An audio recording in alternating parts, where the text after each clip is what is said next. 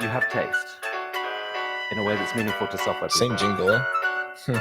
Hello, I'm Bill Gates. Someone's doing too many admin stuff, didn't have time for I would recommend important stuff, Yeah, you know? it writes a lot of I don't code, have any and ideas for the usually new it's jingle. slightly wrong. I'm Yeah. reminded incidentally of Rust here.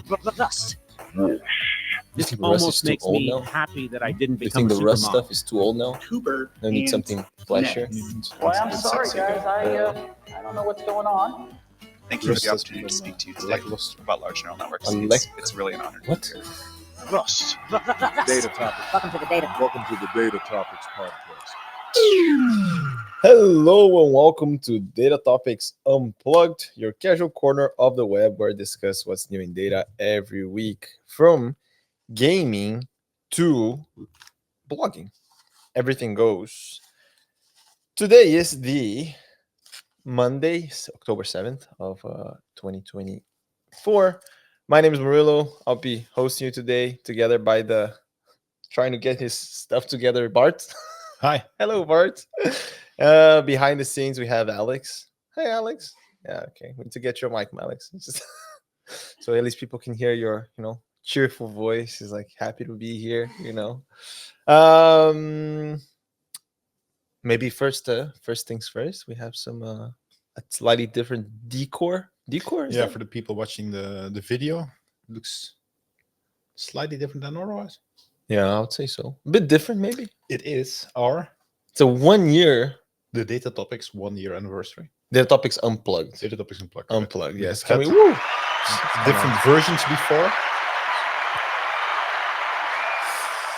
Indeed, we had different versions before. You want to go back, take it back? Do we have the harp like the, like a once upon a time, Yeah. Oh wow. Take it away, Bart. That's How? What's the story of the? How did we get here? I should have prepared a bit because the timeline is a bit vague for me. But we started with had a different name back then, Tour de Tools, which was more or less a monthly episode where we interviewed someone that was either involved in a startup or was building was a library maintainer or something like this, that we had a bit of a casual interview with. A lot of times it was a demo, right? So there was a lot of like the video component was also always there, right? Exactly, yeah. And that was more like started relatively frequently, like say monthly, and then we became a bit more ad hoc, and then we restarted again. And then in October of last year, we together re-engineered it a bit to have Data Topics Unplugged. That is our casual chit-chat, which is more or less weekly on everything that is new in data and AI. Yes. And I think that between there was also a bit of Data Topics plugged, let's say. Yeah, it was also another attempt. Well, Yes. I think we had a few successful ones with a lot of listeners with that were very well prepared topical discussions with experts. Let's put it like that. Indeed. But took a lot of time to prepare. And this It is was not was hard to really have that momentum going. Indeed. To And do it on a timely manner. this is not something we do full time by any means, right? So It's more of a hobby project, right? yeah. It Fun. still is. It's fun hobby project. Yeah. But and I still feel like there was a lot of interesting discussions we had, stuff we saw in the news. And I think we also had the like, oh yeah, we can just discuss this with people, right? I think it's something that we would already do or we were already doing, right? Discussing new things. So it made sense. So here we are, 1 year of Unplugged. And yeah, we moved it to weekly. Actually, I think we started bi-weekly, or no? Did we switch very quickly to weekly or something? Yeah. It's been a year, and it's crazy, like the volume of episodes. Because I think already, like we can actually look up datatopics.io.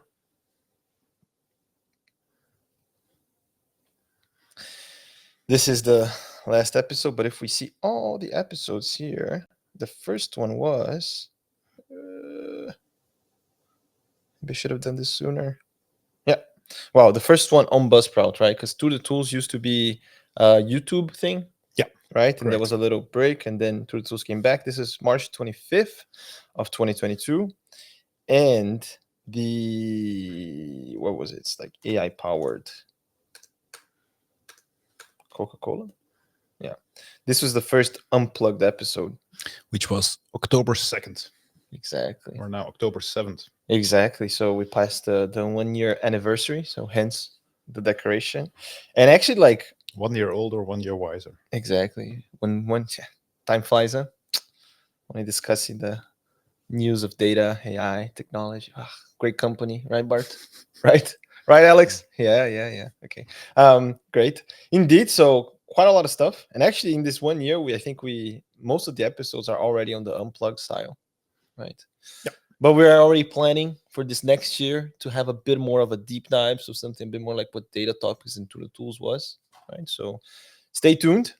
We have some cool guests already. Yeah. Not as a replacement, but as an add-on. Exactly, as an add-on. So if you like this as well, feel free to reach out to DataTopics at dataroots.io. Yeah, if you know any cool guests as well, feel free to reach out. And that's it. So now to the business at hand, right? WordPress. Maybe I thought we could start here. I think what did you put on the show notes here, Bart? We should not talk about WordPress. So next topic. No, but why shouldn't we talk about WordPress? Because everybody's already talking about it. Okay. I don't think we can give more information on what is happening. But maybe for people that, if turns out this is the first time someone is hearing about it, can you give a TLDR? I'll try, but there's a lot of angles to this. Ooh. So Well, maybe even take a step back. I'm assuming most people know what WordPress is. Or I don't know if it's all our niche as well. Do you know what WordPress? Yeah? Okay. So WordPress is a content management system, I'd say, to easily build websites. Roughly 40% of the public websites runs on WordPress, which is huge. It's a lot. Huh? It's a lot. It's a lot. More than it feels like more than it should. Right? Like Feels like more than it should. Yeah. That's true. Okay. And I'll try to give a summary because I followed it here and there. So roughly 2 weeks ago, I want to say is that Matt Mullenweg, I don't know how to pronounce it. He is the founder of WordPress. He's also one of the directors behind Automattic, which is the commercial company behind WordPress. Automattic has its own hosting service for WordPress, which is WordPress.com. And what else? WordPress is open source in itself, or no? WordPress is open source. Yeah. So WordPress.com is the website, the hosting services that are being offered by Automattic, a company that Matt is behind, that he founded. Then you also have WordPress.org, which is the quote-unquote non-profit organization to govern the whole open source aspect of WordPress. And Matt basically put a statement on WordPress.org, which is important here, that basically said that WP WordPress Engine, which is another hosting service of WordPress, which has become very big, and rumor says is that the revenues surpass Automatic's own hosting revenues. Okay. So it's a very big player. And Matt went very public saying that they're a bad actor in the community because by default, and that's the explanation, by default, they disable a number of features that make WordPress what it is. So for example, they disable the ability to have revision history, stuff like this. Okay. He also called out that employees of WP Engine are not allowed to contribute to open source, or not allowed is maybe overstating it. They don't get the time to contribute to open source. I see. This triggered a lot of discussions in all directions, and I think what is most in the public eye now is like the governance of the open source part of WordPress is not what it should be, because Matt, as founder of Automattic, commercial company behind WordPress, should not use the platform WordPress.org to make these kind of statements. So it's like he just because he has influence, he just decided to state his opinion. But in that sense, he's just someone giving his opinion. He doesn't have any other authority, I guess. He has a reputation. Well, that's the problem. He has a lot of things to say at WordPress.org as well, which makes that Yeah. maybe there are not the right Yeah. incentives at play here to correctly govern an open source community. Yeah, and I think also, well, again, we don't want to beat the what's the saying? Beat the horse? No, beat something to death. Beat a dead horse. Yeah, beat. Well, anyways, it's that because we talked a lot about like open source sustainability and open source versus commercial projects and all these things. But also, yeah, like it's an open source project, right? So people could argue that it's fair game, that they're doing whatever they're doing. Yeah. Right. So. And I think we should maybe leave it at that. There was actually a very interesting article, which we will link in the show notes by, I want to say Dries Buitaert, I'm not 100% sure on the name, which is the founder of Drupal, which is I think the WordPress of the corporate world, which has a stance on or an explanation on how they handled it, the makers versus takers challenge. Yeah. Okay. Interesting. Which I think this is a bit about. If you say it's fair game, then you're a taker. Yeah, indeed. Yeah. I think there was also the ElasticSearch thing that happened over the summer that we didn't cover, but we did notice as well, right? That ElasticSearch. I think it was open source and it was like MIT, and then I think AWS was a taker in that sense, and then they switched the license, so it was not open source anymore. And then AWS had diverged a bit from the Elasticsearch because they couldn't rely on it anymore. And then Elasticsearch, they were saying like, no, we were always open source at heart. So they went back to open source, and now there's a big discrepancy. Deviated enough from AWS engine to Elasticsearch that they said, yeah, it served its purpose. So I thought it was an interesting thing, and even made me think because we talked a lot about the open tofu stuff. Mm-hmm. Made me wonder as well if like this could also be a potential move from HashiCorp in the future. Let's see. Interesting stuff. Maybe talking about like open source and business models. One thing that I came across was also the Astral. Do you remember Astral part? Astral is it's a company by a note as the GitHub organization behind UV and Rye. Yes, UV and Rye. Rough, right? Yes, and Rough, indeed. So it started with Rough. So this is just from Simon Williamson's blog, and basically, UV is making a lot of noise in the Python community. A lot of projects are moving to UV, including FastAPI and all these things. You're a believer, right? A believer. I don't know. I feel like I'm not. Don't crawl back. I think I use it today. That's what I would tell everyone to just go, but not because it's my opinion necessarily, just because I feel like everyone's doing it, and I think we need to have consensus. And I'm just saying that compared to Rye, for example. But anyways, I digress. Okay. There was some hesitation, right? That UV is part of Astral. Yeah. Astral was a company that was founded. So the creator of Rough, saying UV as a package manager is a core component in the ecosystem. Yes. Yeah. So maybe backtracking a bit. UV is it was like a pip tools replacement, but now is a package manager. So it is in the same equivalence of Poetry, of PDM, of Hatch, all these things, right?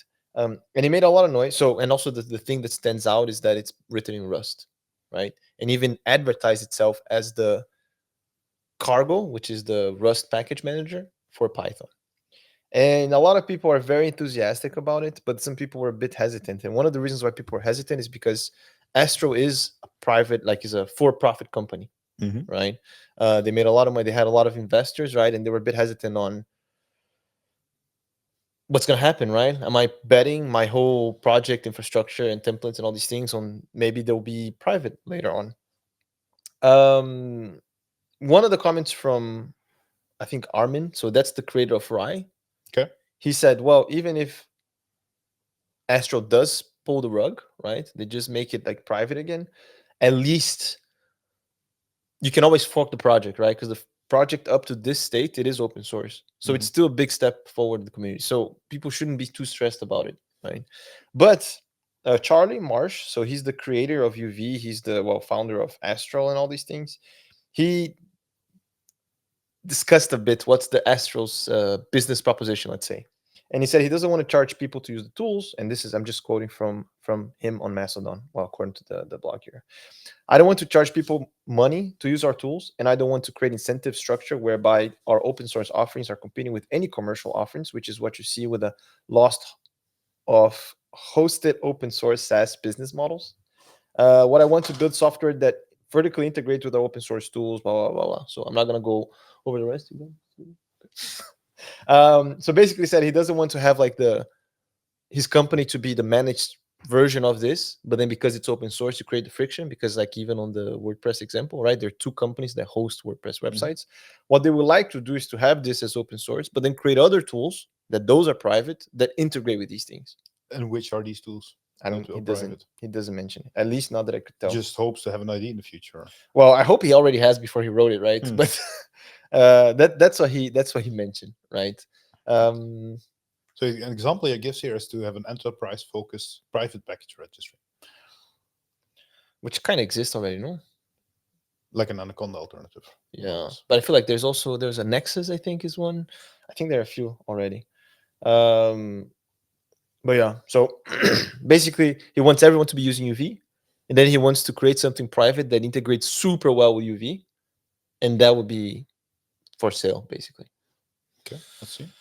Yeah, I'm not sure how optimistic I feel about. It would have been more interesting if there would be like a clear plan, like we're building this. Yeah, like by Right? by This March. is the roadmap. Yeah, by March you're gonna see Yeah. something like this X and Y. But also it feels a bit like, why would you, like, what? Yeah, okay, you created UV, but any company can create something that integrates UV if UV is open source. Right? It's not like, I don't know. For me, like, it doesn't. I mean, But as an enterprise customer, if you are going to depend on a private repository, for example, if a willingness to pay for this private repository, like you're probably gonna trust the company that has the biggest package manager, like out there, like biggest community following, and like I think there is something to cross base. We go back to another episode that you had. I guess in this case, open source is just marketing.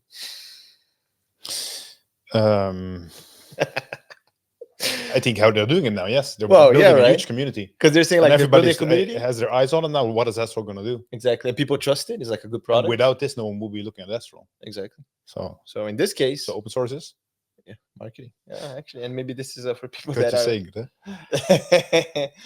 people that are wondering what's the inside joke here is that November 6th, 2023. Oh wow, it's almost a year ago. Yeah, we released an episode that we discussed open source, and the title of that episode was OSS, open source software equals marketing ? Bit clickbaity, but it's bit clickbaity. Yeah, bit clickbaity. But it did the trick, you know. So cool. Another thing, rolling off of Astral and UV as well, one thing that made some noise was Deno 2.0. So yeah, I didn't see the noise actually. I saw that you added it to the. I saw that like on different podcasts or even YouTube channels and some stuff. So Deno is on JavaScript land and TypeScript land, right? So Barton, you know this better than I do. So feel free to jump in and correct me if I say something wrong. It was released 19th of September, Deno 2. 19th of September. And I think it's not stable. It's I completely missed this. It's release candidate. It was at least. So it's not like the stable, let's say. It's in RC, yeah. So in JavaScript land, there's a lot of different runtimes. And from what I understand, one of them is Node, like the standard, I guess. Yeah, if you think about JavaScript on the backend, so not in your browser. Yes. Think about JavaScript in the backend, like the biggest player probably is Node.js.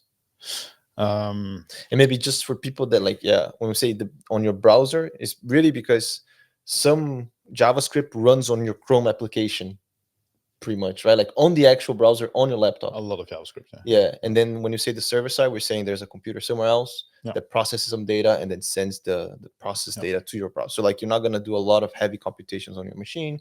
On your browser, it's not made for that. So when we say server, it's just like a computer somewhere else, right? Yeah, exactly. Like basically, if you would write a script in Python, you can also write it in JavaScript. Yeah. And typically, you do that with Node.js, which it has been around the longest. I'd say, which probably for a lot of people just getting into JavaScript on the back end will default to Node.js. And also, You have two other big players. That one is Deno, which came around, I want to say 2020. and it's the same. Well, we'll talk more about Deno, but it's the same creator as Node. It's the same creator as Node. And then you have Bun. Yeah, Bun is yeah. And so Node.js and Deno, they are both built on the V8 JavaScript engine by Google. And Bun has their own implementation of the JavaScript engine. So Yeah. Bun really focuses on being very, very fast. And Yeah. I think it is today less mature than Deno is.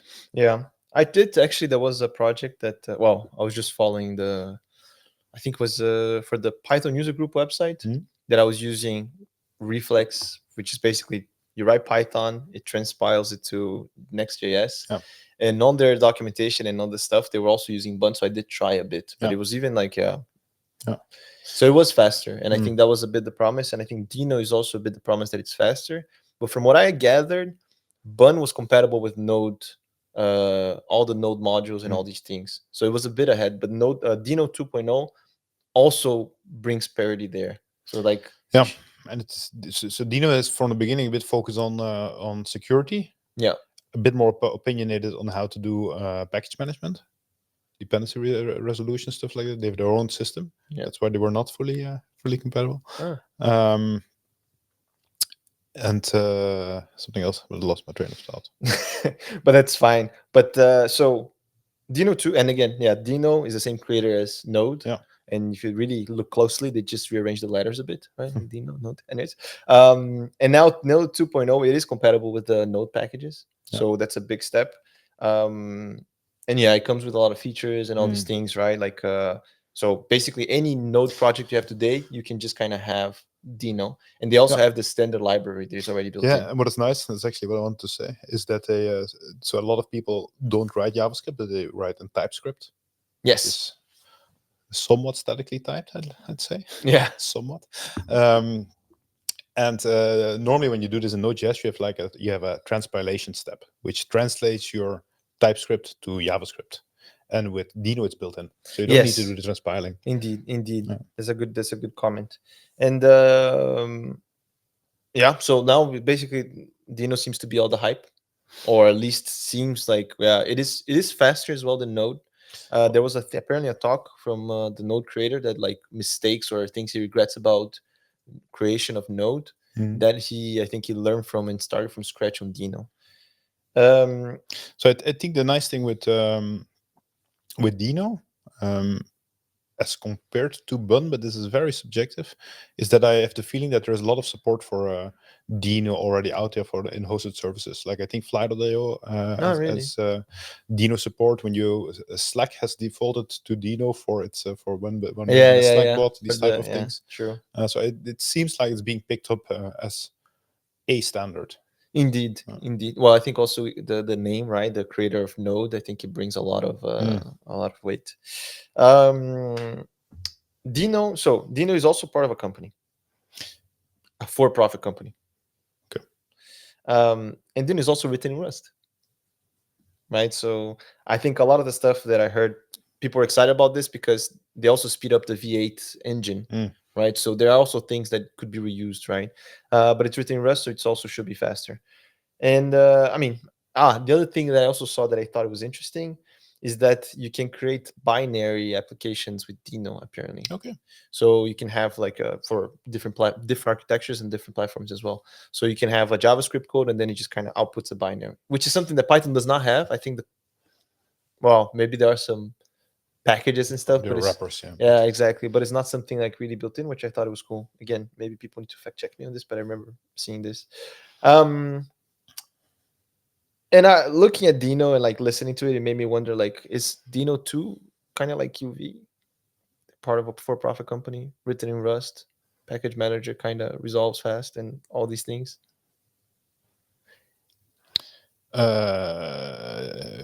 Is it just in terms of functionality, or in terms of the premise that is also part of a? I think here it's easier to their how they want to commercialize, because Deno is a runtime, right? True. And it's easier to. I think they were actually working on it. Can you go to products? Like they have a platform where you can very easily deploy these apps built in Deno.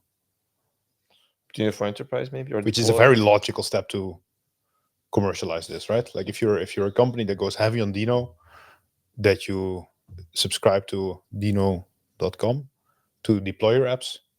True. If you don't have a lot of complexity in terms of infrastructure, That is true. That's true. makes a lot of sense. I was also wondering because like Deno, It's more, let's say, realistic short term that you can believe that they will be break even and it will actually generate money and that they will be able to sustain the yeah. the development of Deno. But I think it's also the way that it was like the way that Astral was created. It was also a bit. The impression that you get is like, oh, I created this package that is popular, Hugely People are- popular. hugely popular, Yeah, and then like- then his phone rang. and then it's like, oh yeah, you want money? but- Yeah, exactly. And it Yeah. was like, yeah, oh yeah, why not? You know. So that's why I feel like that's a bit the difference. That Yeah, I mean, yeah. it's an impression, huh? Like we're not in these discussions, of course, but that's a bit the feeling that we get. And also, I was wondering, like, I think UV got very popular because it was like cargo for Python. But if someone said like Deno is cargo for JavaScript, I wonder if there will be more commotion, you know, like more actually because well, I also have an impression that a lot of people that go to Rust come from Python as well. Actually, I did think I saw a survey, well, some time ago, that most of the people that got into Rust came from the Python developers. So I'm not sure if the correlation between JavaScript and Rust is, or JavaScript, TypeScript into Rust is less present than Python to Rust. Getting attacked by balloons. Yeah, right. Falling Things, balloons. but yeah, so I haven't tried Deno yet, but I do think I'm gonna switch as soon as there's a stable thing there. So I'm curious about it. I don't do a lot of JavaScript either, but you know, gotta stay up to date with the coolest and the latest. But yeah, maybe timely news as well. OpenAI valuation. Won't talk too much about it, I guess. Yeah, it has been in the news so many times by all channels. But they raised capital. I think they raised 6 billion, if I'm not mistaken. $6.5 billion in funding, which already on its own is an amount that is hard to even imagine. Yeah, right. And that puts their valuation at $150 billion, It's a lot of money. which is crazy. Yeah, right. What is the GDP of Belgium? Like maybe 5 times that or something. Let's see. GDP of Belgium. Voilà. 5 times that, roughly. Indeed. Yeah, it's big numbers, huh? But that's absurd. So you Yeah. have 5 open AIs, and then we can close down Belgium. Like there's- Belgium starts to sweat, you know. But that's absurd, huh? Yeah, indeed. Huh? Apparently, it's linked to like their raising the capital is linked to becoming more towards a for-profit company, like Anthropic. So there's bound to be some changes there. And do you think they will keep up with? Well, they are ahead today, right? Of the other players. I would say they're still ahead. Yeah.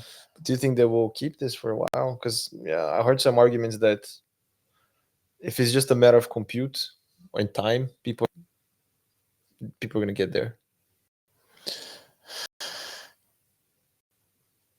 Difficult to say. Like they have a lot of talent that actually went to Anthropic.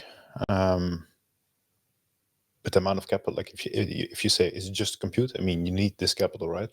Like that's true. There are not a lot of others that have that's true. this capital, which is maybe also not even true because XAI, how much did they get a funding? I think it's also around this amount. Series B funding, it's also 6 billion. A lot of money. XAI by Tesla guy, right? Elon. But yeah, but a lot of coverage on this on all channels. So let's maybe move along. Maybe I don't know. Adobe releases a stance on Gen AI. Yeah, I think that's an interesting one. So we had Adobe roughly 4 or 5 months, update their terms and conditions, which Oh yeah, you gave mentioned a it. lot of backlash from the community, which more or less, and I'm very much summarizing what I have in mind. I'm not exactly sure how much of that is correct, but in their terms and conditions that were updated, it basically said that Adobe Firefly, which is their Gen AI model, that it was allowed to train on everybody's data, Like regardless if you use Gen AI or not. regardless if you use Gen AI or not. Yeah. And there was not, I think it was, you were opted in by default. Like there was a lot of discussion on this, and especially because it was a bit vague, the definition. So they released this statement last week summer, where they explained their position on Gen AI, that Gen AI is a tool to support the creative process, that it's not the creative process on its own. And that they also adjusted their terms and conditions to make it very clear that Adobe Firefly is never trained on any user or customer creations. So it's trained on stock images, basically. I haven't checked the updated terms and conditions, but I think it's this is a message that you would like to see from Adobe. But maybe I don't follow 100%. They said that people are opted in, that your data is going to be used to train a model. That's how it looked like in the old terms and conditions. But they're saying like, oh, there was some miscommunication. That's not actually what we do. Exactly. That's what they're saying now. It's a bit. Yeah, well, it looks like let's try it, see what it gives. Yeah, see if we can get away with it. Okay, like, if we can't get away with it, let's take Yeah. a step back and adjust the terms and conditions. Probably someone just put something. Like, yeah, just included there, opted in. No one's Exactly, gonna check. exactly. And then there was like, whoa, what the fuck? You Yeah, know. yeah. And then it's like, whoa, we misunderstood. That's not what we meant. You know. We're all for the community. Exactly. We love you guys, and it's fine. But I mean, this is what the community wanted to see, right? Yeah, I Like think this, for sure. This stance of Adobe. Sure. And you use Adobe, Especially no? because Adobe is as like when it comes to creative tools, I think they have, I don't know these numbers, but just gut feeling is like 80% of the market. It does feel like they are. It's crazy. If you work with it, like if you're not a hobbyist, like if you work with these things, you kind of need to go for I Adobe, think so, right? yeah. I think unless you're in a very specific niche. Yeah. But it's also the connections between the different tools that they have. Yeah. Like The you make a design in a vector-based thing, and then you can move it to somewhere else to finish it, and that's a bit. And it's very hard to find this in any other. It's polished, kind of like what Apple products are as well. It's I think there are niche products that are more polished than any of Adobe's. Okay. But because you have this whole ecosystem, you go for the ecosystem. Yeah, indeed. Yeah. Don't want to resist too much. And you use Adobe, no? I use Adobe, yeah. I tried the other things as well, but in the end, you go back to Adobe. All roads lead to Adobe. Yeah, that is a bit the feeling I have. Yeah. I don't think it's good for the community, but that's where we're at. Yeah. No, I know what you're saying. Cool. Maybe more on AI. Maybe some stuff from the tech corner. Because a wise man once said that a library keeps the mind at peak. We should have a bell like a ping. More on Gen AI then. This is a package that I came across. So actually, well, maybe a prelude. I don't know if that's the right word. So when I'm talking Gen AI now, I'm talking about text, natural language processing. And one thing that, is it Gen AI? In the sense of generative. It's more like LLMs, I guess. So Gen AI is generative AI, so it's to create new things with AI. Yeah. A lot of the times this uses LLMs, so large language models, okay, right? But large language models, they're just language models that are large. So you don't need to use it for creating text, right? And what I've noticed is that in NLP, natural language processing, there are a lot of different tasks. So for example, one is sentiment analysis. You have a piece of text and you see how angry the person are or how happy the person is, right? Yeah. One thing is like natural named entity recognition. So you have a piece of text, and then from that text, for example, what are the company names? What are the person names, right? So a tricky example is like if you say Apple, Apple in certain contexts, maybe it's a company name or maybe it's just a fruit, right? So there are a few examples in which it's not as obvious. And LLMs are actually pretty good at these things as well. Okay. So one common task is to go from unstructured, and by unstructured I just mean text, to something that is structured, right? So if you tell me a story about yourself, that's just text. But what I want to get out of it is, what's the name of the main character? How old is the main character? What's the name? Well, did I say the name? Well, name, age, gender, whatever, right? So basically have these fields, and you already know that if the LM says his age is Bob, you know it's wrong, right? Yeah. Because you expect a natural number. Or sometimes if you have a user input, maybe you know the user needs to be legal age, above legal age, so you can add some validation. It needs to be above 18. And if it's less than 18, you know something's wrong. So let's say you're reading a biography, I've written down my biography in two pages of text. Yes. You want to move It's a this short to life. you want to move this to like a structured, like what's Yes. his age, where's he from, Exactly. what is he doing? Yes. Yeah, That's okay. very good. So let's imagine you have all this text all over the place, and you want to have something more structured. This is actually a very going from this unstructured to structured. It's not very, like, a lot of people figure this out already, and there are many different Python libraries that you use to do this. So first one that I came across is called Magentic. And the other thing that people a lot of times do is that they use the Pydantic models.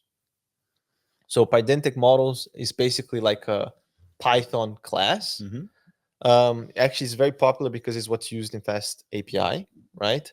And basically, whenever you put the data in there, you can actually already run some validation. So whenever you create something from text or from a JSON, it says it tries to parse. So if you have like 1.02 as a string, but you know you expect a floating point, it will already convert it for you. Okay, nice. Yeah. And if it cannot, then it will just raise an error, Okay. validation error. And it's a bit standard, I feel, in Python. Like if you want to have these validation things. So use Pydantic, you mean? Pydantic, yeah. So one of the things that they do is like Magentic. Yeah. Is one of these packages, right? That does this, right? So you see here structure outputs with Pydantic and built-in Python types, etc., etc. So basically, so this does I have my biography. You want to move this to a Pydantic class?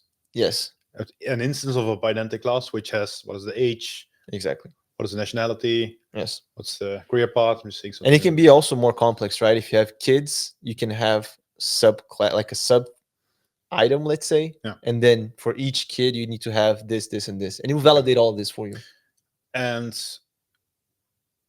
how do you go from a text to this Pydantic class where you say, what is the age? It needs to be an integer. Like, what is this Magentic it's called? Yes. Like, what does it do in between? So this, well, what I'm assuming that Magentic does, and I don't know all the internals, it will basically send a prompt to say to probably has a templated prompt, right? Saying this is the question that I want. This is the object in response, and it probably tells ChatGPT saying whatever, you just answer the class instance, right, with the values. So you have a prompt where you say, I want to extract this and this and this, and then Magentic basically adjusted that prompt to say, give answer to this, but do it in this shape. In this format, indeed. So again, and the Python API, and that's what I didn't like as much because it feels too magic, right? Basically, in Magentic, you have a decorator on a Python function. And then this is additional prompt that you can add, right? So simple example here, and for people following the video, you can see, but people in the audio, you have a class superhero with name, age, power, and enemies, which enemies is name is a string, age is an integer, power is a string, and enemies is a list of strings. And then you just create a class, but a class doesn't have, a function, and the function doesn't have anything. You just have a little prompt, create a superhero named name. You pass the name in the function here, and then it returns a superhero. And then whenever you call create superhero, it will return that for you, like magic. Okay. Yeah, I don't like this so much because it feels like there's a lot of stuff you have to kind of keep it in your head, I feel. Like, what is it doing, right? Another one that I came across, and that's the one that I actually wanted to share today, is called Instructor. It's similar, but the way they do it is like usually you have a, let's see if I can, cookbook. You have whenever you're using Python, OpenAI, for example, you usually have a client, right? And in instructor, you basically wrap the client with the instructor method, let's say, right? And then once you do that, you can basically say, for this prompt, I want the response model to be document extraction, right? Okay. So it's a bit like, yeah, it does a bit Okay, less things for you, but It just basically makes the OpenAI client a bit richer in the sense that you can say very much specify like how should the output look like. exactly. Yeah. So and then like again, because you're using the API OpenAI client, you can actually have a little conversation, right? Because basically in ChatGPT, if you ask 2 questions in a row, the third question is actually you're gonna pass everything above in the conversation, right? And that's something you can also mimic with the API, with the Python SDK, right? So you can also do that. You can also have like you're a helpful bot and this and this and this, and you can also pass all that in. And then you can just say the output of this prompt is gonna be in the shape of document extraction, Interesting. right? Yeah, you have a question? No? No, I'm gonna. Yeah, there's more stuff. I guess graph visualization. Not too. I didn't. But what it does is, for example, maybe the model does make a mistake, right? And maybe in the validation that you have, you already know that the model made a mistake. So in that case, what you can do, you can already give back the model with the error that it found. So for example, if I say, oh, what's Bart's age is Bob, then it will say like, no, this is wrong. And it will return this error to ChatGPT and will give it another try to get the right answer. And then usually have like a max retries is 3. And if it's more than 3, it will just say error, right? And then the nice thing as well about this is, well, this is, I guess, broadly, I would call this a guardrail, right? So you basically have something that the ChatGPT like model gives, but after you're passing through this validation logic, you know that it's not going to be complete gibberish, right? It will conform to some logic that you're specifying, right? For example, and yeah, And because you say it's a guardrail, isn't it also a bit of a risk for hallucination? Let's take the example of the biography, and you're gonna have a class that says what's his name, what's his nationality, what's his age, and you're gonna enforce that structure. But let's say the age is not in there. Isn't it just gonna come up with an age? Well, in because it needs to. in pydantic models, you can say give an age or none. So Yeah, but basically, let's say you need to give an age, but the document you're processing, you didn't know there was no age. yeah, Like what will happen? in that case, I think you just get an error in the end. You hope.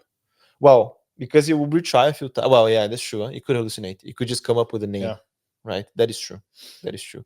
But I think in a way, it's like, if you it really depends, I think, how the interaction with OpenAI goes. If it's like this is the prompt, this is the output, and then you have like a correction on that, but you still have the full history. Like let's say the age is not in there. You get asked, and the first reaction you get is there is no age. Error. You're gonna retry. Yeah, please OpenAI give it's an like, yeah, age. okay, oh yeah, you're right. There is no age. Third time, just come up with an age. Yeah, yeah, Like yeah, really, yeah. it really depends on how That's true. how these retries are done, right? I would like to see the internals of that.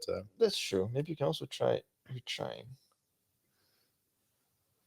Yeah, we don't need to go into the details now, but Yeah, but it would be interesting to understand, it's a like, good point. if it's a risk to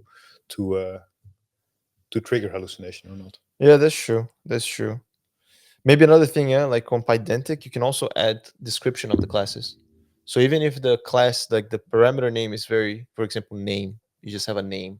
You can also add a description saying the name is the name of the city where Bart grew up when he was between 8 and 10 years old, right? And it would take that in consideration when creating the response as well. So it's also rich.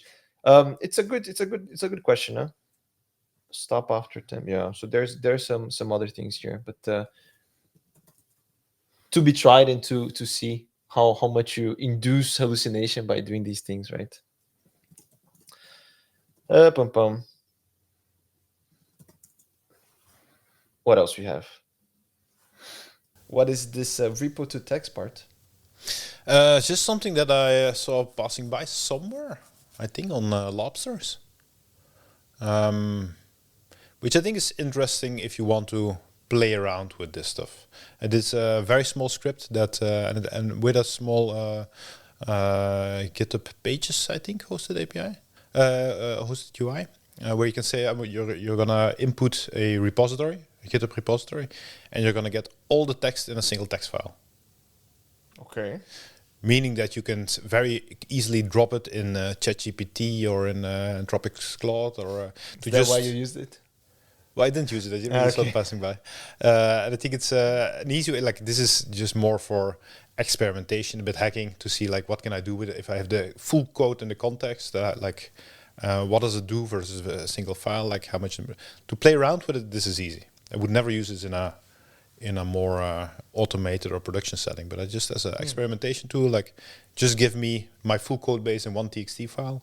I thought it was an interesting one. Indeed. Actually, this is the use case for them as well, right? Like, Yeah, I think this is the. Because I was thinking, like, case, why else would you do this? this is why. This is the only way. Yeah. Yeah, cool. I'm also wondering if this is a bit how, like, if you ask Copilot or something, like these code assistants, they give the bit the context of the project, if it's a bit the way that they would tackle it. Good question. But you haven't used this. I haven't used it yet. Do you have a use case already for it?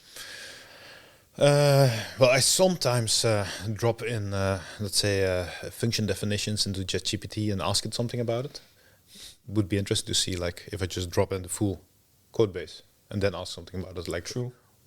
What would be the difference in the quality of the output? Well, I'm wondering if, like, sometimes there's a function that depends on another script in the same project, right? Yeah. To have a bit more understanding of what does the function actually do in the context of the project. Because if you send all of this, you're sure that everything that is not there is going to be a third-party library that maybe ChatGPT already has the context, right? Cool. So, maybe a few more topics. I think we have a bit more time still. The ultimate old school PC font back. Oof. Oh, that's cool, yeah. Yeah, I know you're a big font guy. In fact, we have an episode that typography will be the death of you, Bart. Yeah, someday it will. Someday. Yeah, this int10h.org/oldschoolpcfonts. We'll link it. Very cool website. I think I saw it passing by on Hacker News. Marilo is showing it. You can actually, like, on the top right, like, change some fonts on the website, and it's just beautiful, eh? This is actually quite. You have like a lot of fonts from different PC vendors, hardware, etc. There's like the video hardware. There's a Trident font. I used to have a Trident video card back in the day. Really? Way back in the day. Wow. My first computer that I built had a Trident card. Oh, really? Yeah. How old were you when you built the computer? That's a good question. How to say? Like 2. When I built it? No. Bit of a genius. It's fine. No, but I don't know. To be honest, I think anywhere between 10 and 12, something like that. Yeah. Cool. Maybe so when you were like when you were a kid, this is how websites look like. This is how programs look like. Yeah, we had MS-DOS, Merle. Actually, the first UI, like the UI-based operating system I used, was not Windows. It was OS2 Warp. How was that? It was very warpy. Thanks, that answers. No more questions. I think it was ahead of its time. Yeah? Ah. But it died, no? I think it lived on a long time in like more like corporate systems, like mainframes, stuff like that. Yeah. Okay. Yeah. Interesting. But very cool. Like if you have any use case for old school retro looking fonts, which I will now have to come up with again. Check out this website, right? It's a bit the opposite for you, right, Bart? Like you find this and then you kind of come up with a reason why you need to use it. I think this is a very good reason. Like the fact that this exists. That this exists, you need to do something with it, right? Yeah. Like this big repository, like it's not just one retro font, like it's I want to say hundreds. Yeah, there's a lot of. Look at this. Whoa. Font index. Whoa. Cool, huh? Much wow. There's actually even I think everybody's had this somewhere in their educational career, Texas Instruments calculator. Yes. the Texas Instrument font is on there. Ah, Yeah. really? Wow. That is cool. You know, actually, I thought like, so I don't think I'm qualified, but I thought it would be really nice to hear a talk about fonts. Just fonts. That's true. You know? Like what they are, and because even the Llama TTF, you know, that could be like the very end, you know, Yeah. like how it starts, and then you have this, and then you need WASM because you want to have the arrow when the thing, and then you can extrapolate this, and you have WASM. What is WASM? And then you have the Like Llama there's an TTF. engine to render the font base. Exactly. Yeah, it would be Right? very cool. Yeah. Like going from the very Yeah. beginning, Yeah. like what was fonts all about? You can even go from the story from the Steve Jobs. You know how like he was saying like he was. That's you know true. the story from the Steve Jobs with the fonts and On stuff. fonts now. Because he was like calligraphy, I guess. He said that he had quit the degree, and then he's just like, well, I don't have to do the degree. He was just on campus. He said, well, I guess I can just go to the courses that I'm interested in. So he saw this calligraphy course. Yeah. And he just went there, and then he learned about the different fonts and stuff, Okay. and he really liked it. So when he was programming the OS, I guess, he wanted to include this different fonts.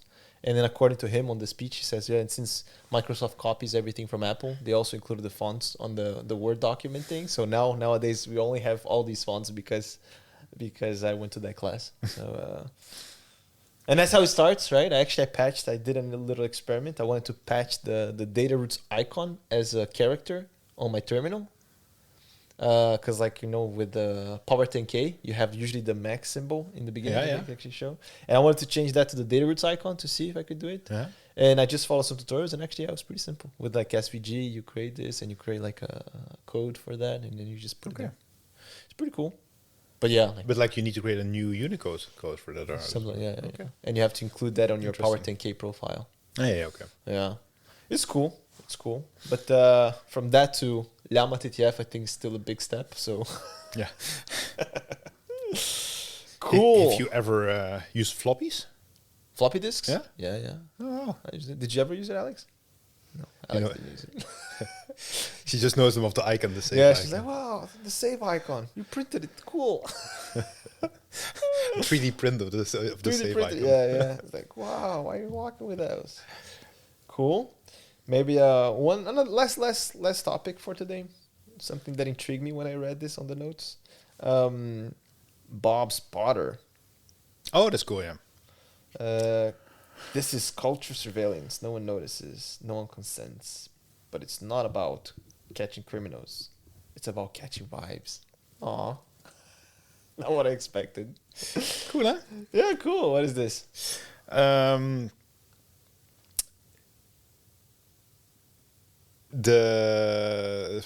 I'm just finding my website. So a guy, Riley Waltz, installed somewhere high up on a pole in the Mission of San Francisco. I'm not sure what the Mission is. Is it a district or?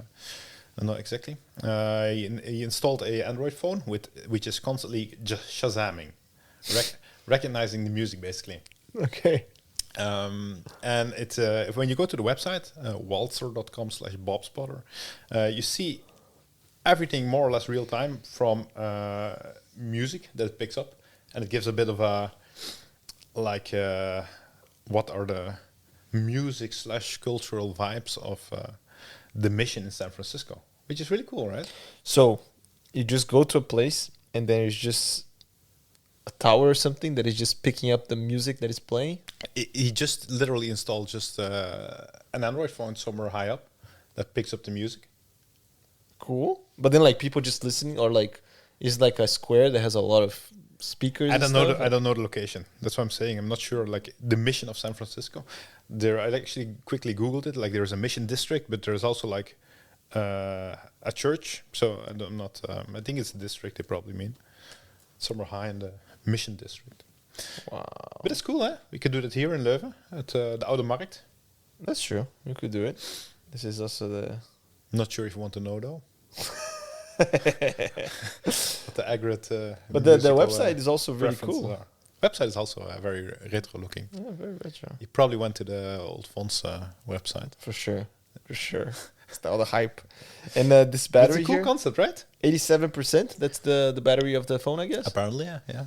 So he just like goes there and charges, plugs up batteries. Well, it's nice that you see there, right? Like it's the last music, the last number is Funky Town by Lips. at 2:51 a.m. Yeah. So it's probably draining the battery, and I would assume it's linked to a small solar panel or something Oh, true. to charge it.